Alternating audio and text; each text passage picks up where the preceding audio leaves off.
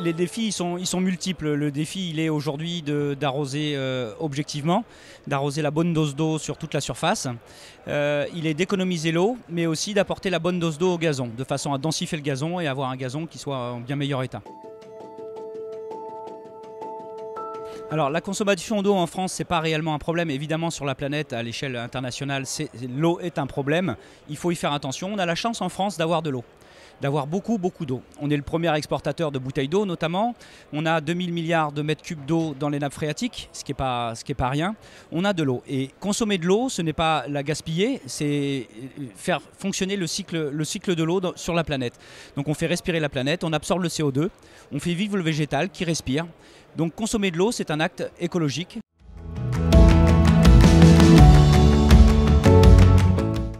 La stratégie, elle est claire. On a des systèmes sur les golfs notamment qui sont vieillissants, des systèmes d'irrigation qui sont vieillissants avec des fuites, avec des mauvaises implantations. Aujourd'hui, le travail qui doit être fait, c'est la rénovation sur les golfs, de l'arrosage, de façon à apporter la juste dose d'eau. On n'avait pas la même contrainte il y a 25-30 ans quand les golfs se sont créés en France, on n'avait pas la même contrainte d'économie d'eau. Aujourd'hui, on l'a parce qu'on est beaucoup regardé, même si on ne manque pas d'eau, on a cette contrainte et on doit apporter la juste dose au bon endroit. C'est-à-dire qu'il faut qu'il y ait la même quantité d'eau sur toute la surface la surface de jeu, la surface qu'on veut mettre en avant, que ça soit pour l'entretien, mais que ça soit aussi pour l'économie d'eau et le bien du gazon. Il y a une rénovation complète du golf qui peut être prévue, mais il y a aussi des aménagements qui peuvent être faits. Dans le temps, les modèles ont changé et on s'aperçoit qu'il y a il y a beaucoup de types d'arroseurs différents sur les golfs et il n'y a pas été remis ce qui avait été, lors des remplacements, il n'y a pas été remis ce qui était à la base. Et on peut faire des petits investissements et économiser beaucoup d'eau.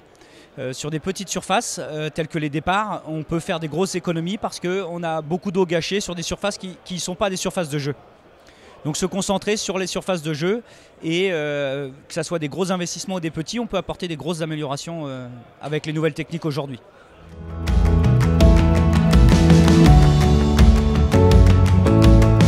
Quelques exemples d'amélioration, déjà il y a la gestion centralisée aujourd'hui, c'est-à-dire qu'on va gérer par ordinateur son arrosage et le paramétrage, c'est-à-dire qu'il y a deux choses, il y a l'outil mais il y a l'utilisateur. Aujourd'hui l'utilisateur c'est la personne la plus importante sur un terrain de golf, c'est lui qui va décider de la dose d'eau qui va être mise.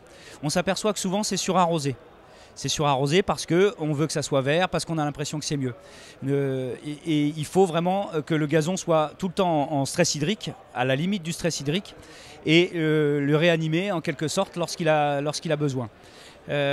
Autre chose qui sont vraiment faciles, à l'époque les arroseurs étaient tous en plein cercle à 360 degrés.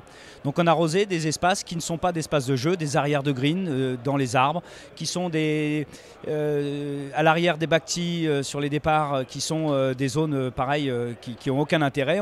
Il y a beaucoup de sites aujourd'hui où il y a de l'eau comme sur le départ ou comme sur le green qui vont arroser ces zones-là qui ne sont pas nécessaires. Donc aujourd'hui il y a des arroseurs réglables, aujourd'hui il y a des solutions pour ça aussi chez tous les fabricants hein, et c'est des petits ajustements qui permettent de faire de grosses économies d'eau.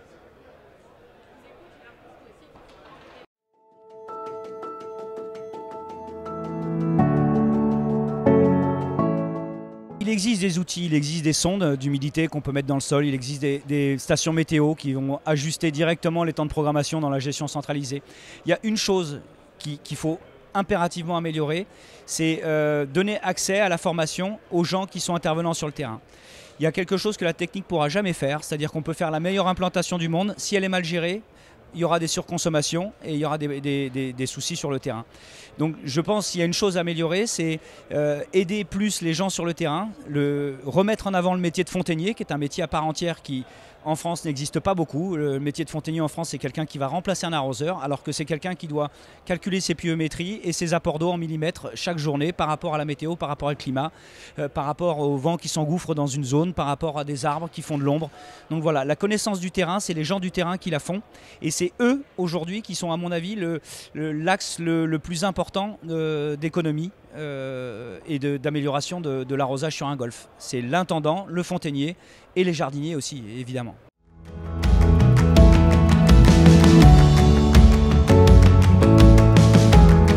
Il n'y a pas vraiment de cadre légal.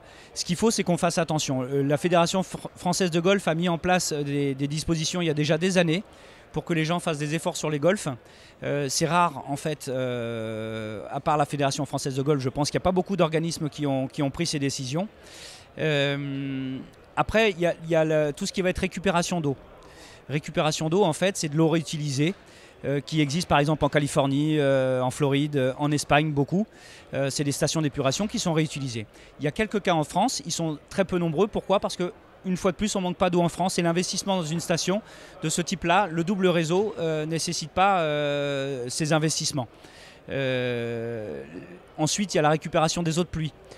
Qui est aussi une source d'économie d'eau, donc l'agrandissement des lacs, ce genre de choses, qui sont un axe aussi